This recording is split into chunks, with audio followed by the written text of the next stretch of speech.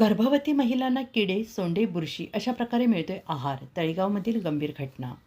निर्मला माने यांची तळेगाव ढमढेरे येथील अंगणवाडी शाळेला अचानक भेट.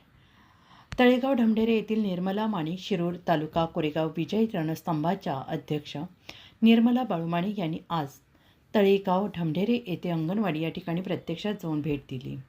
या अंगणवाडीमधून महिलांना जे पौष्टिक आहार देण्यात येतो त्या पौष्टिक आहारामध्ये किडे, सोंडे, बुरशी अशा पद्धतीचे अनेक किडे आढळण्यात आले.